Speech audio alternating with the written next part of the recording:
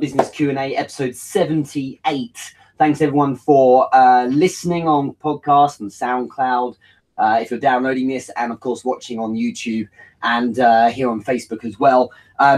So the last couple of weeks we've done different themes. Rather than just business in general or startup business in general, we've decided to focus on things like branding. Then last week we did leads and lead generation. This week is something I've done a lot of over the years, which is sales and selling. So everyone, if you have a question on sales or selling, this is an AMA or an Ask Me Anything. You can ask anything you like, and I'll do my best to answer for you.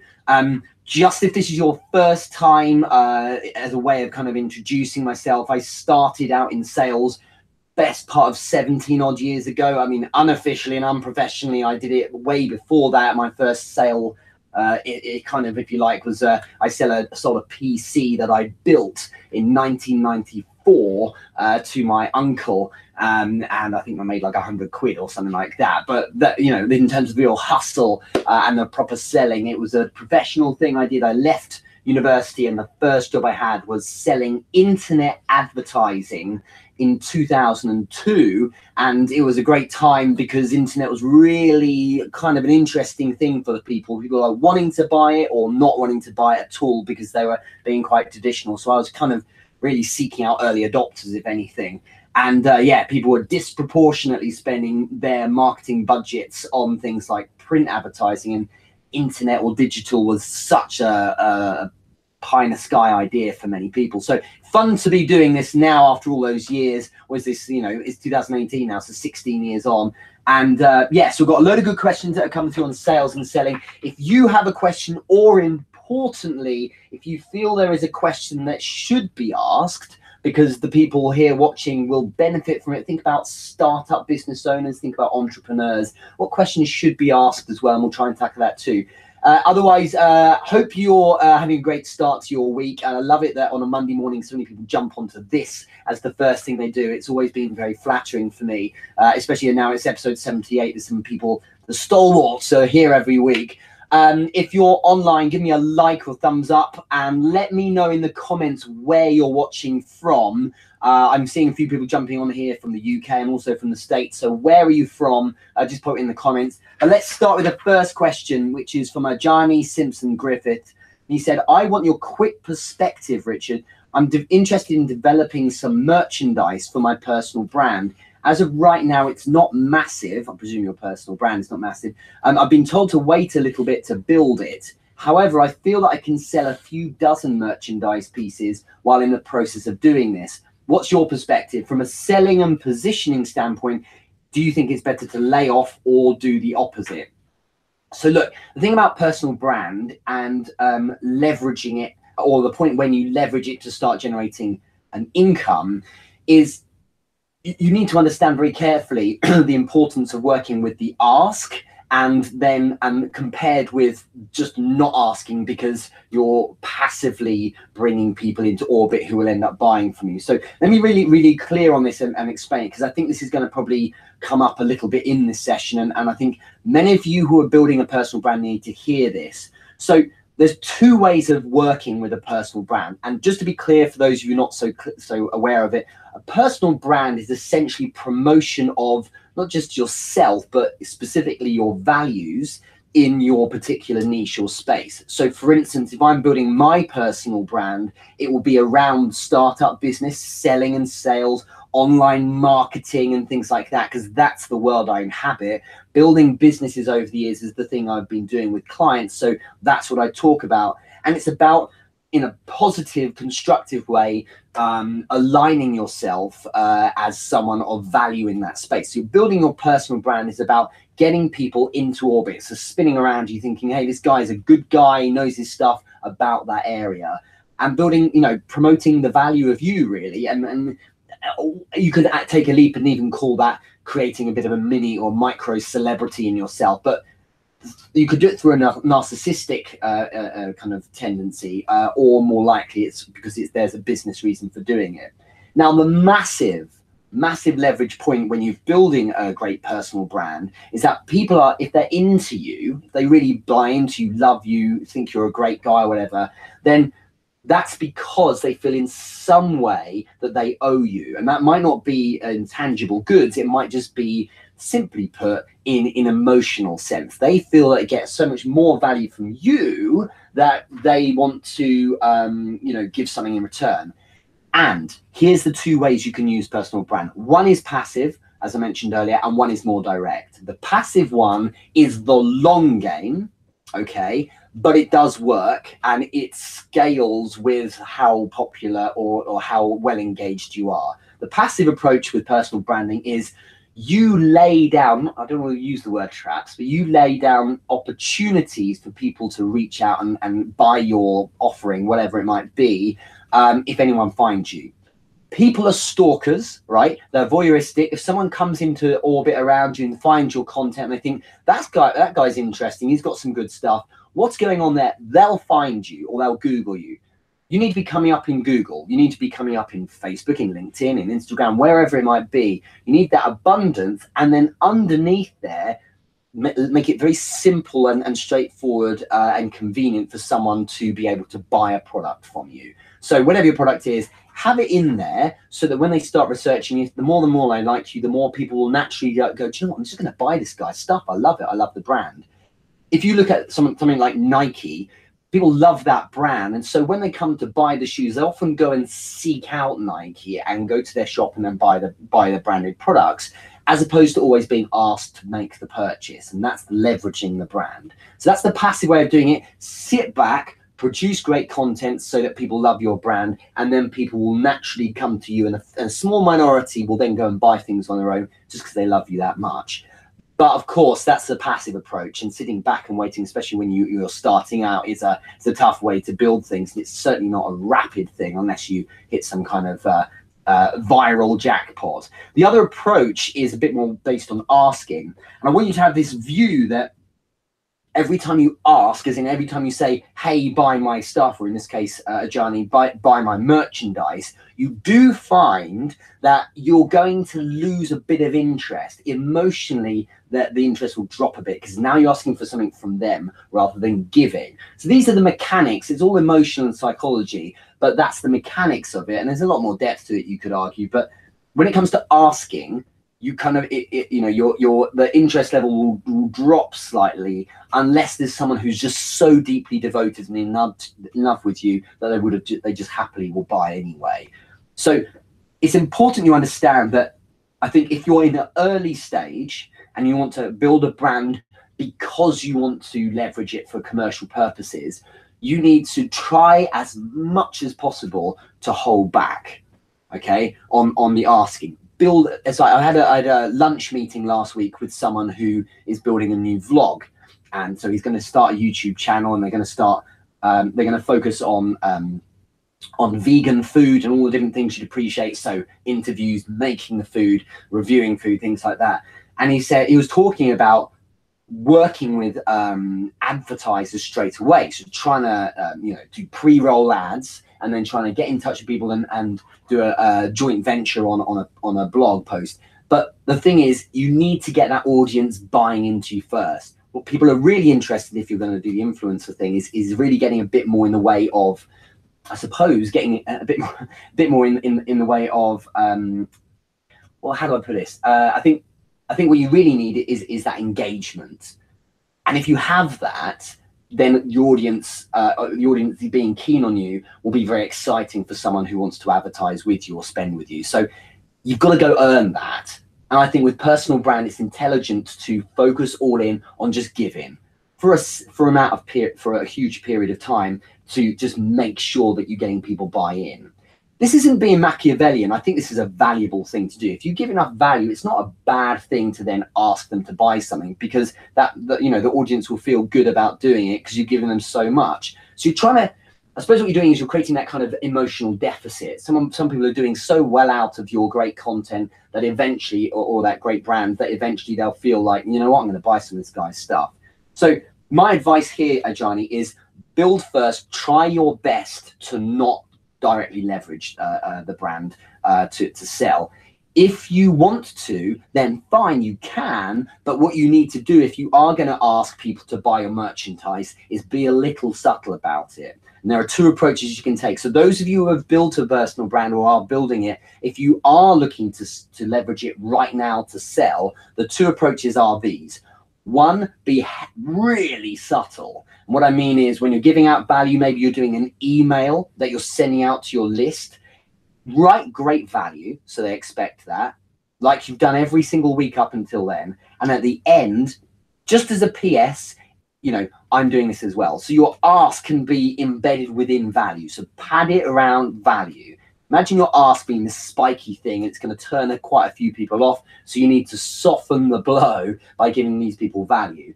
The other approach is just is kind of similar, is rather than just that subtle approach in content, is if you're going to ask outright, hey, everyone, we've launched this new book, or we've launched this new shoe, I've launched this new T-shirt. There needs to be plenty of great value around that. Whip people up, start getting people really excited, maybe turn up the heat behind the number of posts or pieces of content you're sending out so people are really feeling engaged, then throw the ask in and continue the value. So it's not that the ask is a negative thing as such, but it hasn't got the same impact as a value piece. And it's crazy. You will see 100 pieces of engagement, so likes and shares and comments and things like that with a post. And then when you ask, you get 5. It's crazy because people run to the hills when you ask them to get their wallets out. So I think a combination there, but the direct advice here, Ajani, is try your best to build that audience as much as is possible before you start asking. You must ask, be subtle, and pad it heavily with loads of value so people don't feel like you're taking the piss, basically. That's the way to look at it. When you earn the right to ask, you'll know. Because you're just getting a flood of people really, you know, pinging you messages every day going, hey, could I have a piece of advice on this or that or something? And you just think, you know what, I'm in a really good place. But remember, it does turn off quite a few people. So those that it's going to turn off, the people who don't buy your product, you need to throw in some, you know, some more value soon afterwards so they feel good about you again. That's just how it is, I suppose. So thumbs up if that makes sense. That's my kind of treatment of personal brand. Hopefully that makes sense to you guys. But that's the way I view it. Put in the comments if you feel any differently. But I think that's the best way of doing it in 2018, because, you know, the internet socially, yeah, the internet's kind of in getting into its good years now. But I do feel that what is mature or maturing fast is people's awareness of BS. And if you're trying to game people, unless you're very subtle about it, they're just going to be switched off straight away. So don't make your personal brand attempts so damn obvious because it makes you look needy and depressed. Sorry, not depressed, makes you look desperate. So you got to watch that, okay? Next question is from Dave and Brian. Hey, Richard, how do you deal with business partners that cheated you out of a deal? Firstly, bad luck if that happened to you, unless this is just a question you're asking just because. I hope it wasn't anything horrendous. My perspective on stuff like this is a little bit off the wall compared with the usual.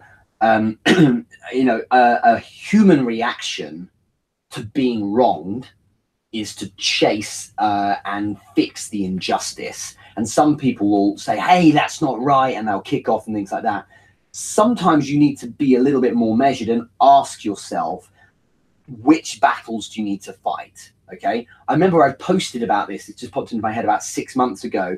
There was a refund I could have chased, and it was for like a pithy amount of money. It was a couple of tens of dollars. It would have taken, they deliberately made it very difficult to get your refund. You had to write letters, submit evidence, get some kind of reference from a phone call and things like that. And it was like the cost benefit analysis is just like, what's the point in chasing this refund? You know, I've just got to absorb it because it's hours. It was like 3 hours it would have taken me to muck about doing this for a few tens of dollars worth of refund. Just move on. You know, for some battles you just got to leave alone. But if I've been wronged by a business partner, you need to have the perspective, because I feel this is healthy, of it's my fault. Somewhere along the line, it's my fault. That's not a solution to the problem right now, but for the future. And if you haven't been screwed by a business partner yet, bear in mind that the opportunity for that to happen may come across. You may come across it in the future. So think hard about agreements you have in place.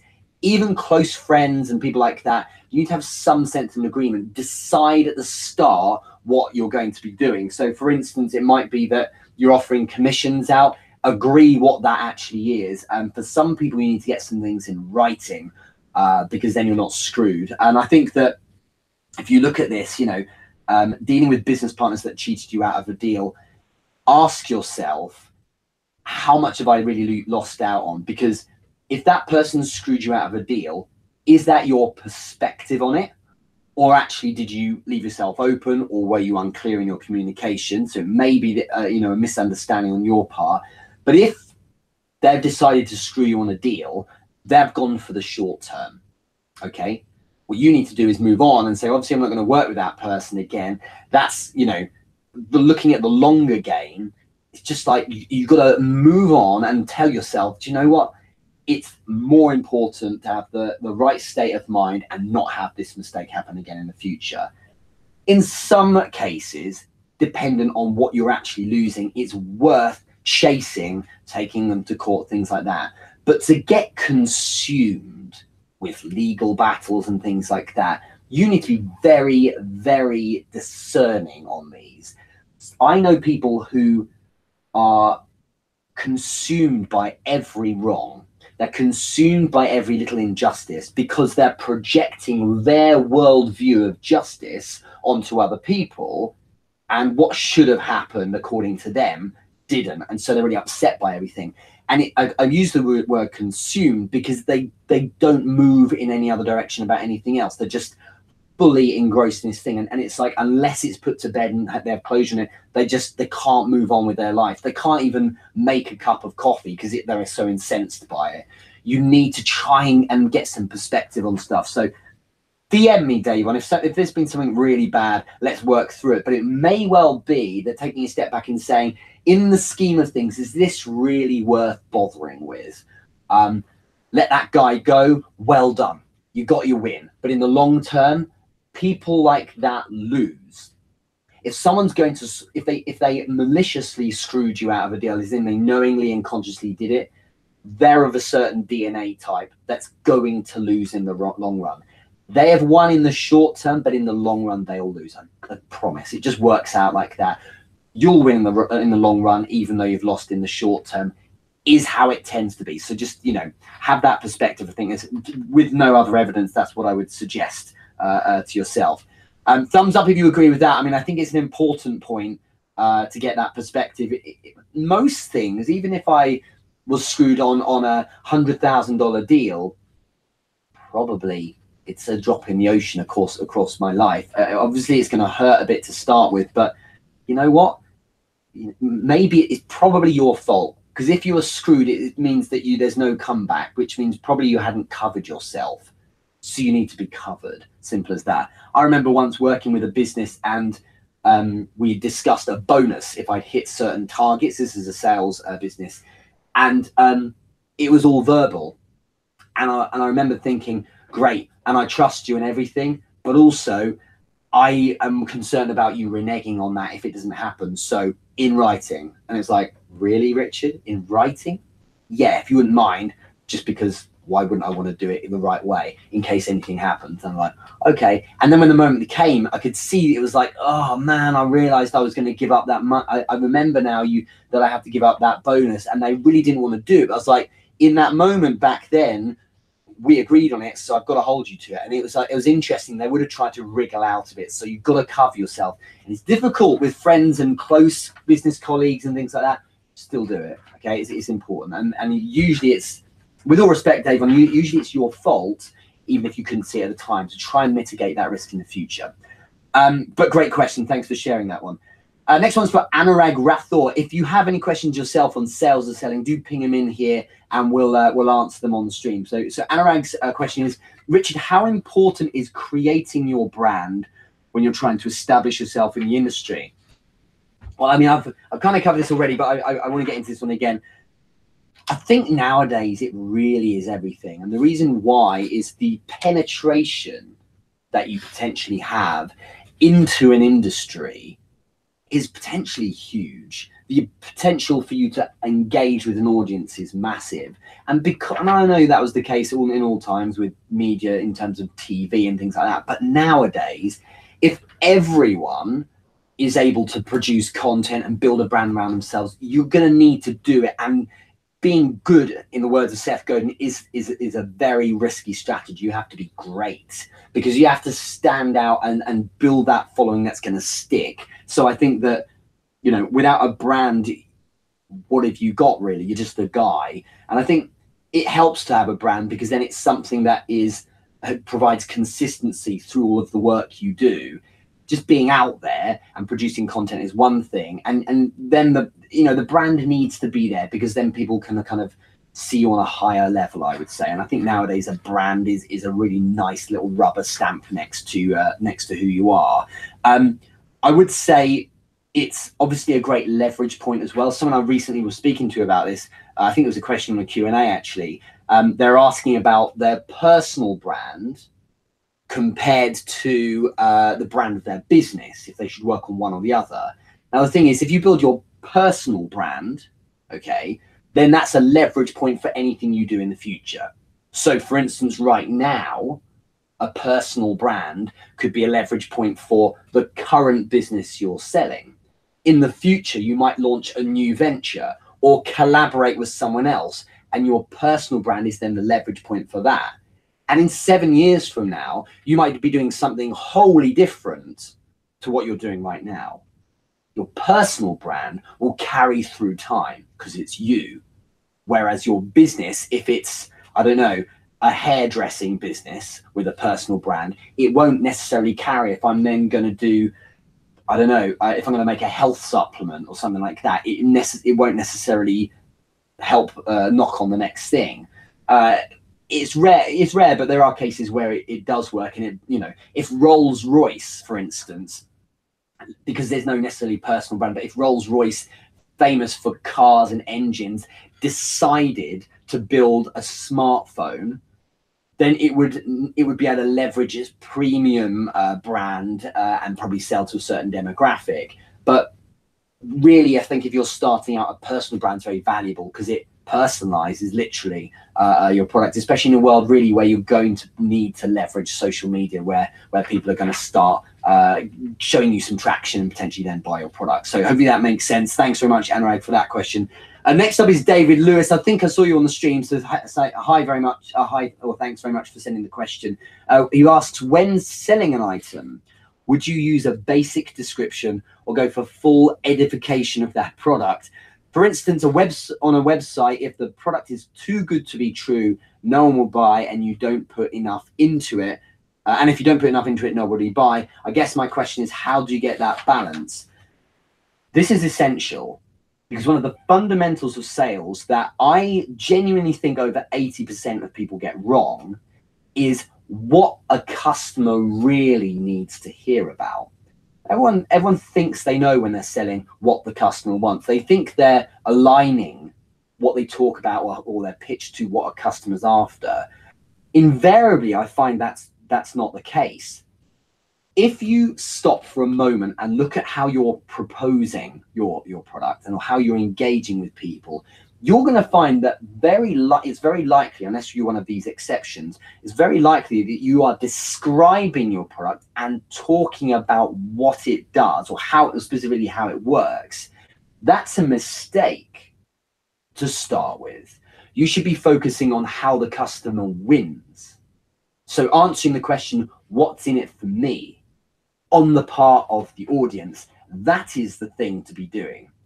So that's how you move from, in your words, a full edification of the product and then asking if someone wants to buy it. So a full description and rundown of features and benefits and things and asking if they want to buy it, as opposed to the far more efficient and effective directly telling them where the wins are. So for example, if I've used this analogy before, I think I even used it last week maybe. If someone's selling me a Ferrari and they tell me about all the features of the Ferrari, I'm maybe one of those very few people who are going to buy it because I'm a kind of I'm a tech guy, I'm a features person. But they're numbering probably less than 10% of buyers.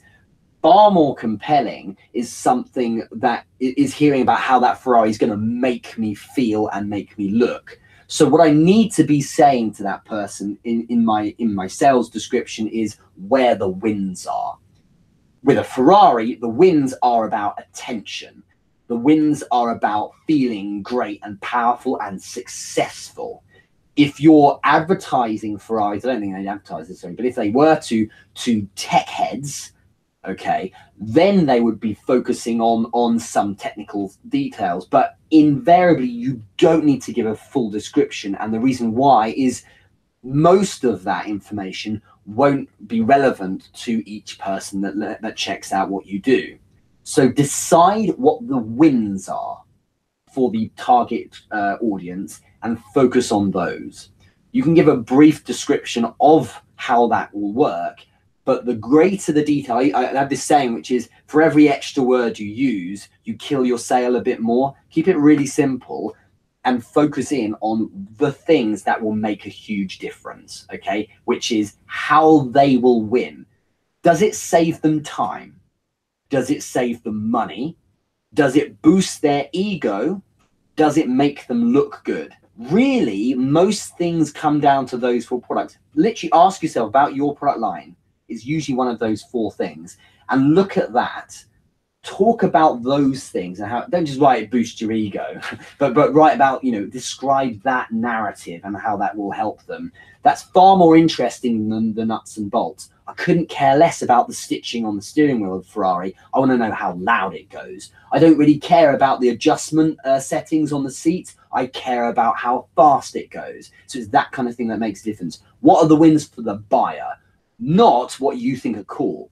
The thing is, David, and this is really difficult, I think this is for many people, and there's someone who asked me this same question last week, and I was messaging back about this. The thing is, if your product or service is your baby, so from inception, you decided all of the details, you built it out, you sweated, you're in your garage, or whatever it might be, you're building this thing, you're going to be very, very biased towards it, and you're going to believe it's great. You're going to be proud of it, and you're going to want to, wax on and evangelize about all the wonderful little features that you spent hours building.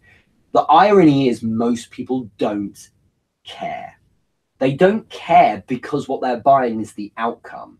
No one's actually buying a Ferrari for the nuts and bolts and the leather and the bits of metal paneling and so on. They don't care. What about the machining on the nuts on the wheels? They don't actually care. What about how cool the tread is on the tires? They just don't care. They're buying the outcome.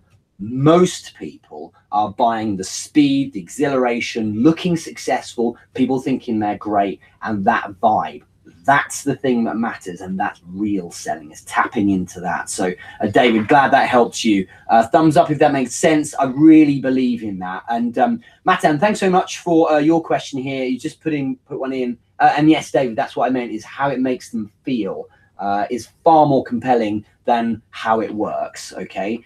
How it works is valuable, but typically to like 8% of people. These are potentially early adopters. These are the tech heads. I have a friend, for instance, who's like a real king of the geeks, if you like.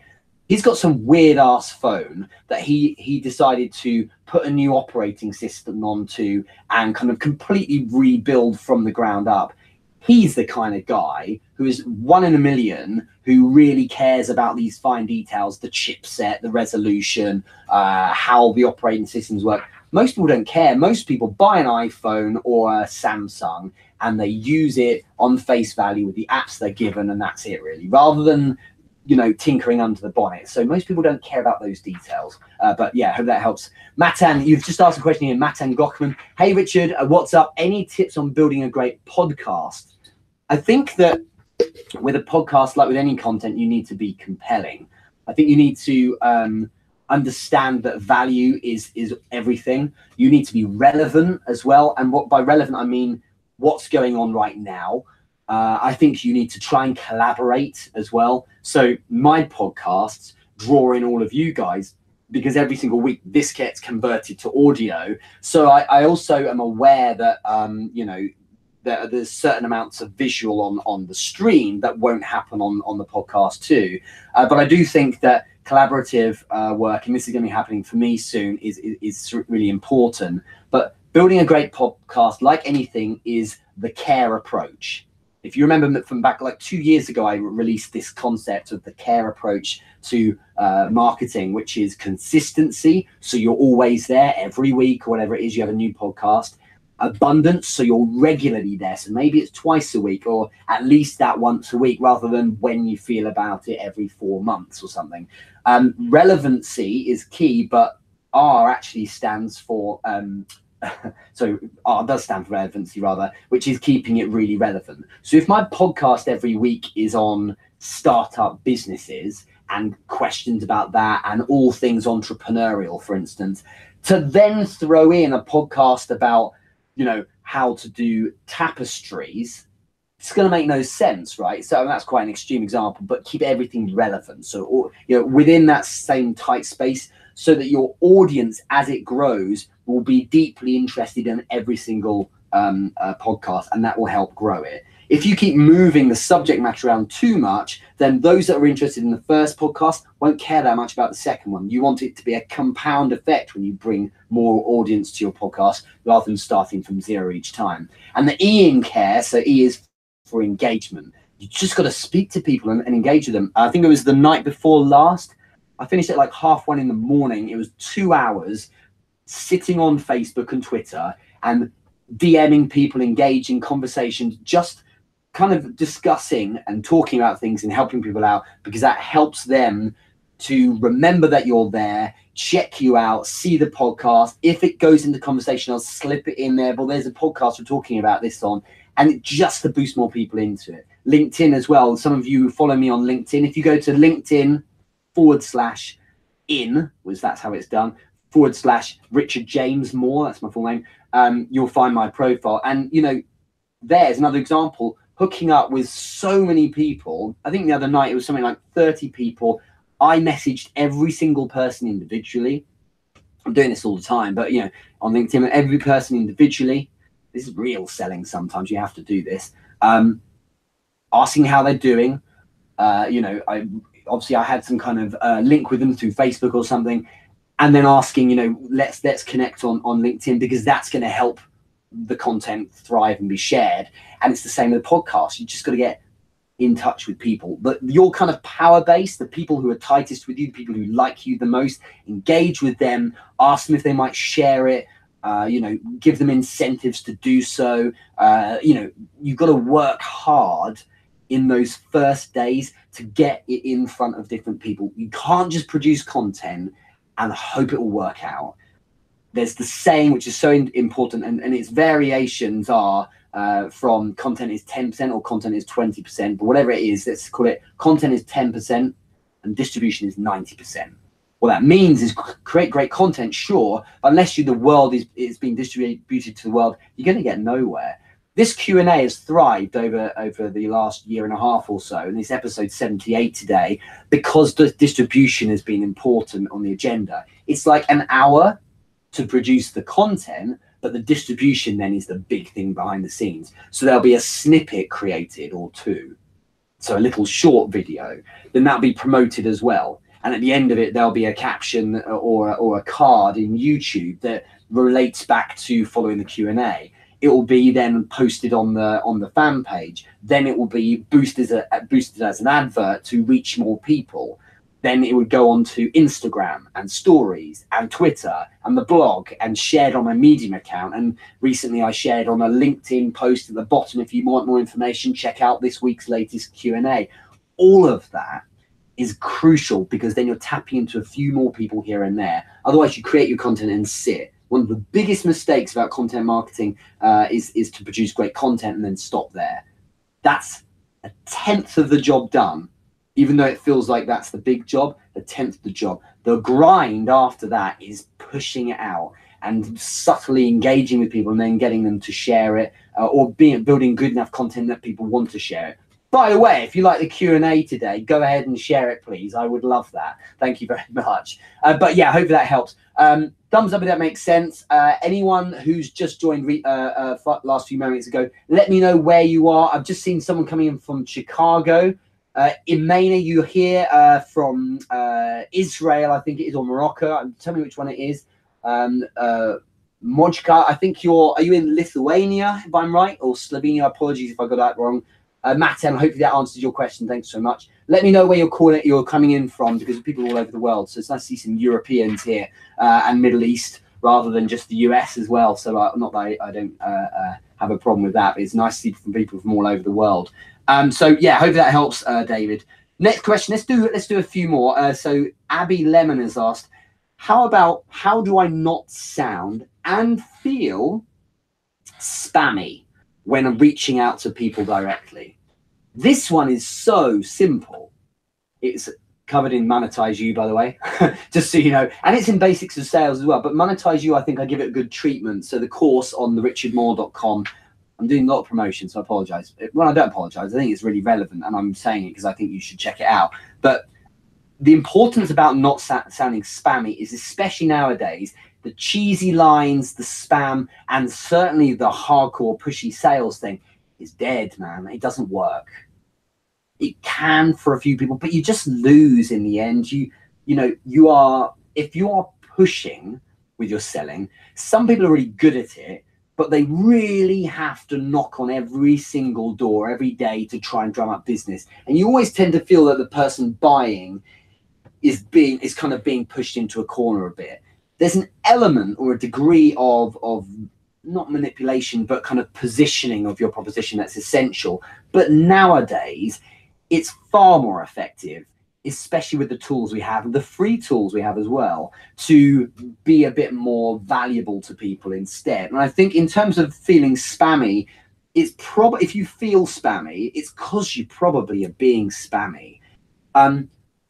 I can guarantee you that whilst it may take me longer, I will always beat you in generating sales on, say, direct messenger, so on Facebook Messenger or on Instagram Messenger. I will always win, even if it takes me longer, if you send out your lovely, well-written, templated, hi, my name's whatever, and I just thought you'd want to check out my link on how I made $3,000 a day, and check this out for a free webinar, and my ebook you can download, and all this kind of spam thing as that first point of contact, compared with my approach of, hey, I saw you in the same group. I love that post you wrote on this. How's it going?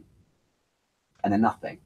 So I've got that question as a kind of a call to action from them, but I start in a conversation. The answer here is, Abby, instead of being spammy, just be normal. If you were meeting someone at a bar, not to do anything other than just to kind of connect with them, how would you start?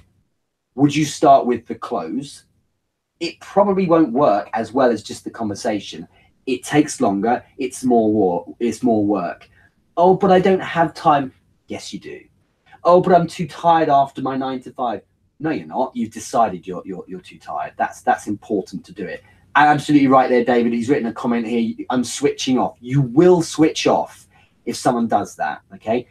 It's ridiculous that you don't have the time or energy for this. It's something you have to do to start with when you're building the business. If you want to generate meaningful sales, and if you want to generate high ticket sales, you have to sing for your supper. So you have to work for it.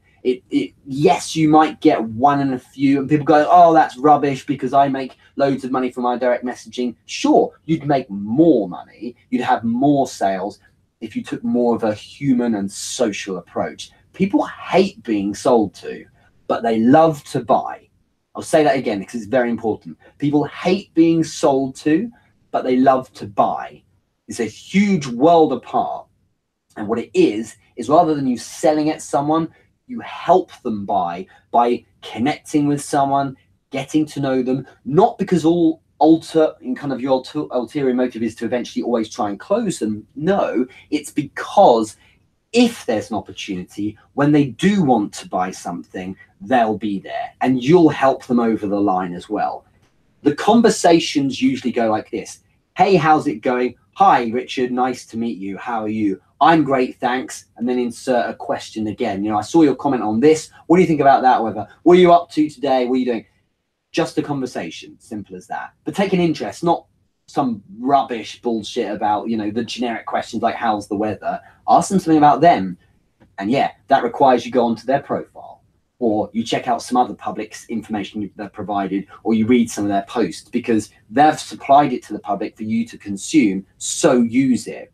Oh, but it's more work. I want the quick wins. I want to be a millionaire this year. Yeah, that may happen, but it probably won't unless you put in that work under the bonnet, okay? And it's just ridiculous when people are just trying to go for the shortcuts with the things that take time, and that's building connection. Now, taking time doesn't mean months. It does for some people, but it doesn't always for everyone.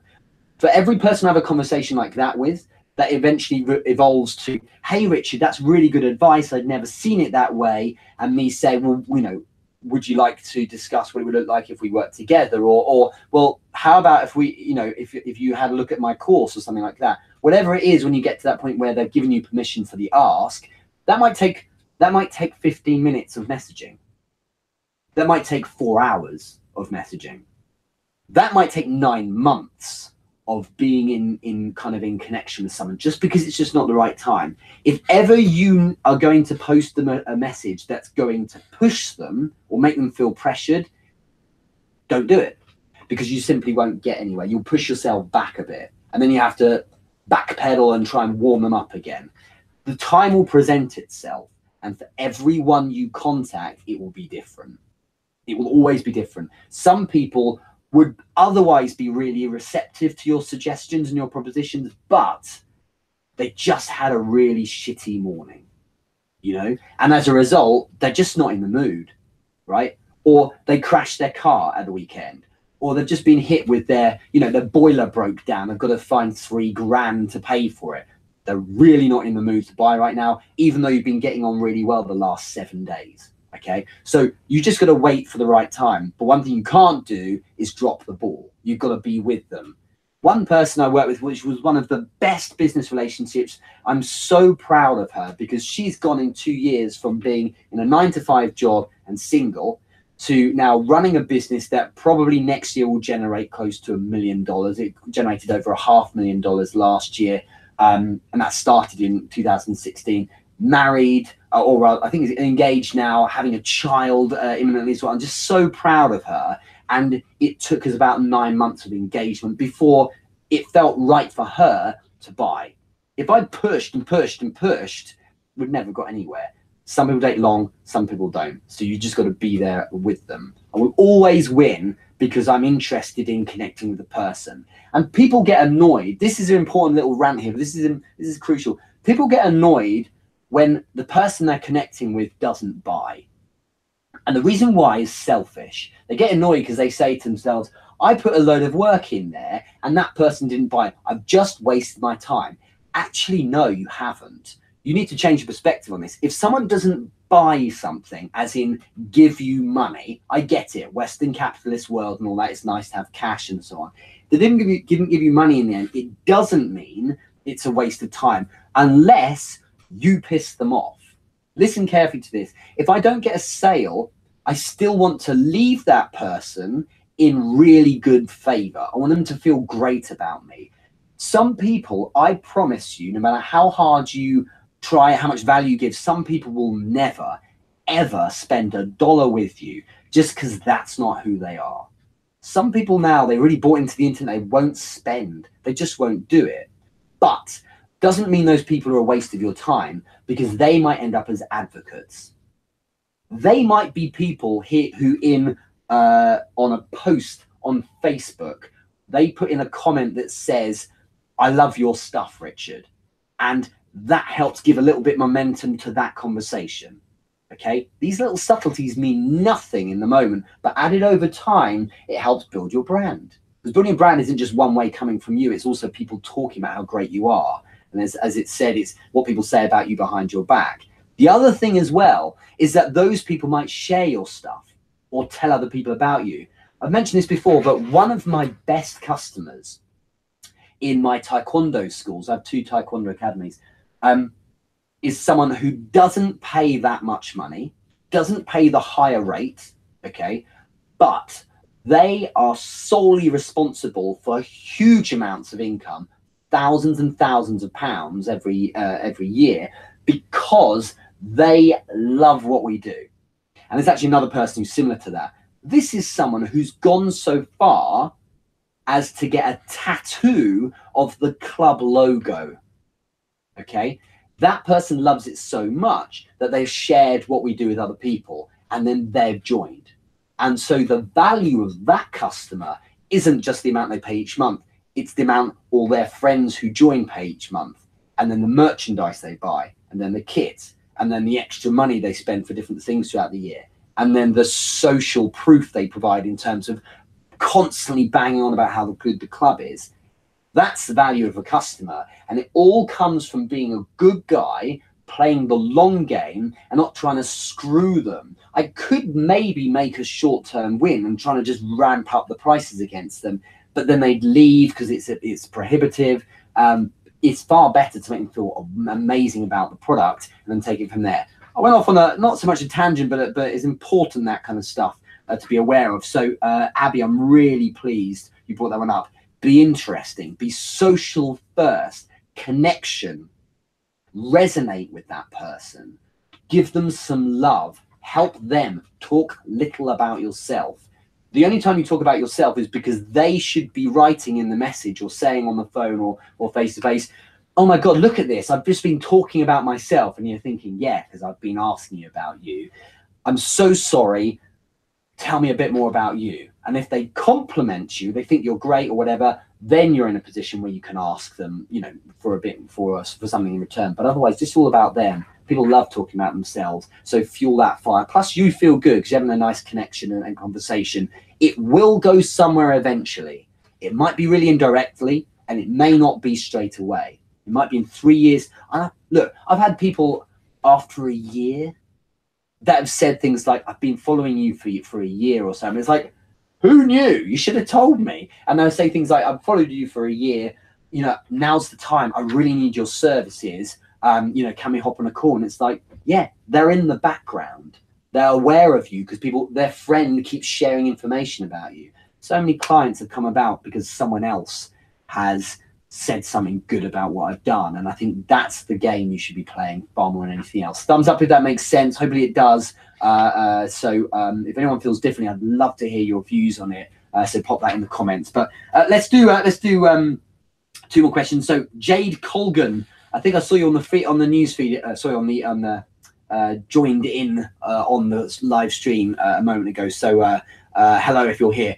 Jade, you ask, does the person / authenticity of a person selling something actually matter, or is it sales technique, or is sales technique more important to secure a sale? Personality, connection, authenticity is essential, and the reason why is if the decision maker is a person, which invariably it is, unless it's like an algorithm in a piece of software buying a trade on stocks, then probably you are in a place where you're speaking to someone who has an emotional capacity. And if they have an emotional capacity, then that has to be focused on first and foremost. People buy because firstly, more than anything else, because they trust you and they feel comfortable engaging with you.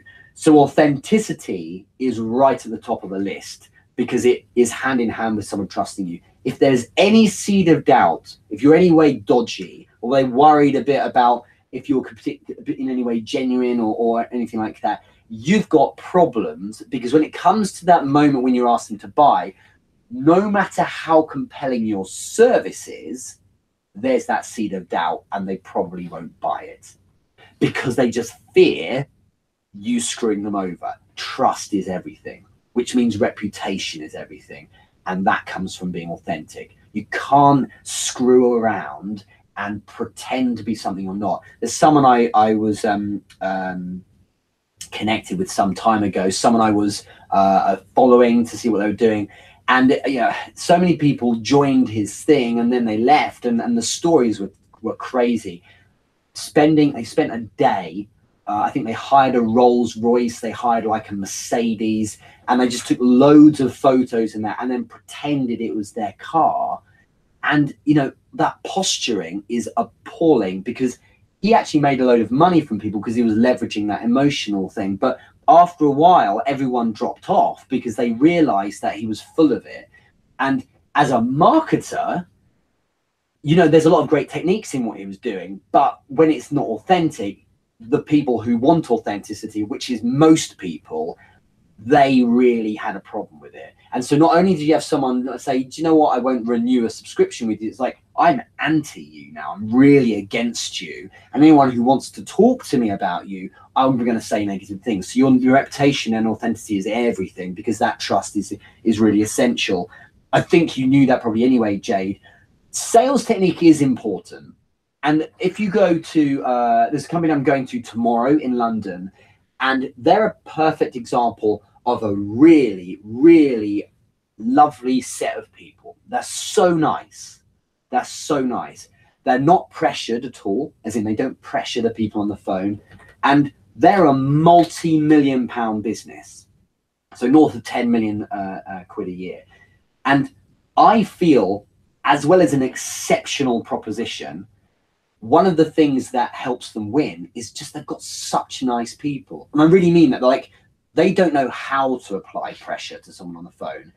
And so what we're coaching them on, or what I'm coaching them on, is leveraging the fact that they're really nice people who can therefore get people engaging them on the phone, and how to have decent sales technique, because that will give them an uplift of maybe 15-20% on their sales, because they were doing things like not asking for the order, or rambling on about features, like I suggested earlier, they weren't asking, you know, or rather saying, you know, what the wins were. So sales technique was off point.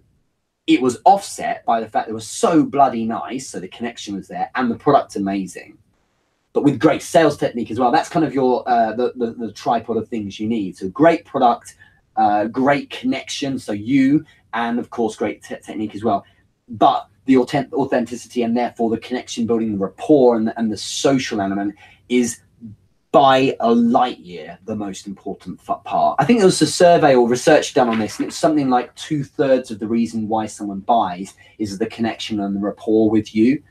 And then about, I think it was something like 30-odd% was the sales technique, and then the last 10% was actually the product, because very few people buy specifically for the product. They buy because they buy into you. People buy people, as I almost say every week. And in sales, if people think you're great, they will go past convenience, past saving money, past even superior products, because they want you.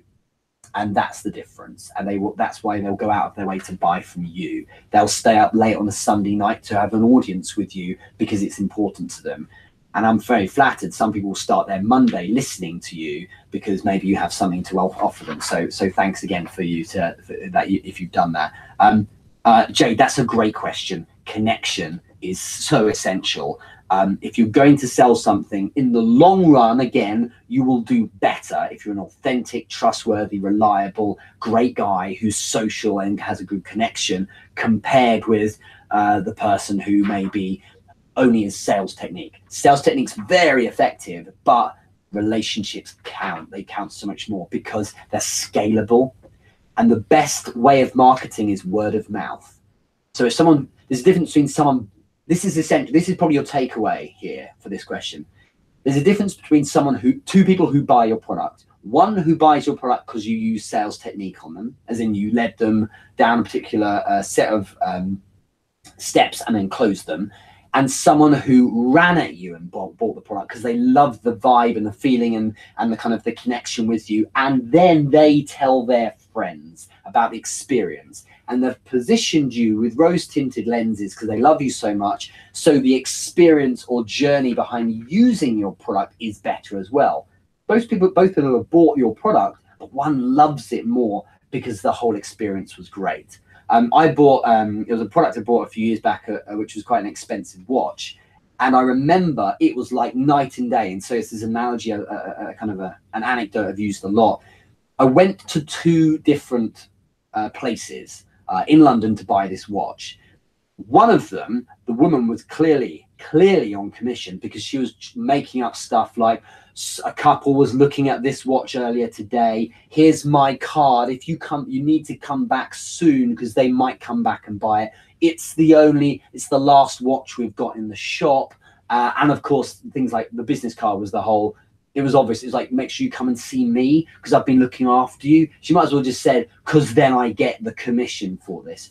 The other shop, which I actually ended up buying from, that was at a higher price point, in fact, worth adding. I bought from because the guy was just a nice, really good connection. He was probably on commission as well, but he just stood back. He answered questions when I asked them. He got out of the way and he let me enjoy the experience. So that day was a wonderful experience, because I went to a particular, I wanted to buy this watch with a bit of ceremony. I wanted the experience of buying it. And so rather than buying from a douche and then potentially feeling like I've been screwed a bit, and then having that same watch but not feeling particularly great about things because I feel like, oh man, I'm just giving that person a load of commission, it's far better to feel wonderful about the day than be skipping through clouds wearing this watch that made me feel really good. So it's amazing how connection makes a big difference. And I felt good about my day. And whenever I wore the watch, it was, in the weeks afterwards, it felt good because I remembered that experience. So it can affect things a lot. There's a difference in those purchases by quite a lot. And it comes down to what you've done to them up here. Okay. Last question, unless there's anything else you want to ask in the comments. Last question is Adam Mosley. How much time we used that? Okay, it's not so bad. Adam Mosley has asked, how can you give plenty of value for free, but then ask for paid work? This comes up loads. It's a really important question. You can give value for free because the thing is, what you're telling them, probably they could find anywhere for free anyway, probably. There's very few pieces of information in the world that someone couldn't find elsewhere because other people are giving stuff for free anyway. What you're looking to do when you give away free content is give away so much value that people want to, what I call, come into orbit around you, which means they kind of see that one piece of value or content, then they spend more time with you because they loved it, they want to see more, then they just stay around you. And what happens is they buy your product, even if it's the same content you've been giving out for free, because of the convenience and packaging behind that product. So it might be that whilst they consumed your content on your YouTube channel for free, that same content then is in paid a mastermind retreat in Bali that you go to. It might be that they're buying that because they get to be with you and ask you questions directly. So the experience will be valuable, even though the information is the same. And something was said by someone once, which is if you give out loads and loads of value, you tend to find that you're not going to have someone who's going to take that information and then screw you over and then sell it on themselves. And because if there are a few people like that, it doesn't matter because there's an abundance of people who aren't going to do that. And that's what you're going to focus on. I do think that giving away all the free value you can is a really good idea because it positions you as someone who cares a bit. And I think that ultimately, if people love what you do, they'll still buy your stuff. Plus, if someone said, I love all the value, I've followed everything you've ever said, and I'd like to now consult with you and ask you more stuff, through a paid period, it's not like you're out of content. You can still provide them with value. You'll come up with other things as well. It's one of the baddest ideas to hold back on value because you're saving it for the paid side of things. It just doesn't matter because what's far more important than that one sale is to make sure you're creating engagement. If people love what you're doing, the word gets spread and you end up winning. There's perhaps a leverage point where you could try and make money off certain things if you kind of hold back and don't give all the value. But in the main, you just do far better if you give all that value for free. Because again, unless you know something that the world doesn't know, nowadays in 2018, that value is probably out there anyway. Okay. And Adam, that was a really good question. Thanks so much. Everyone who asked questions, so Murad, Jani, Davon, David, Abby, Jade, and Adam, I think that's everyone. Thanks so much for sending them in. It's been a real pleasure. I've really enjoyed it. Sales is huge, so thumbs up if that made sense to you. Share it if you liked this. But I do feel that it's something we can return to again and again. What I would like to ask from you, those who are still on the stream now, is what do you want next week? So episode 79, what would you want next week's theme to be on? This week was sales and selling. We just scratched the surface, of course, it's huge. But last week was lead generation, and the week before was branding. What's important to you? Stick it in the comments. I'd be interested to hear. And we'll run a poll in the Entrepreneur Business Group as well. So if you go to Facebook in the search groups for Entrepreneur Business Group, you'll find my group there, and I'll put a poll there as well. So do join us. There's about 3,500 people there now. Engagement's fantastic, but I'm really interested in servicing what you guys want to hear about. There's no point in me talking about something I'm interested in if no one's going to listen, right? So that's why this has worked for so long. Thank you so much. It's been a real pleasure. Have a great week. Enjoy your Monday. And if you have any more questions on selling, DM me if you don't want to post here, no problem at all. Or of course, post in the comments if you're watching the replay, and I'll get back to you later. But have a great day. Thanks a lot. Take care.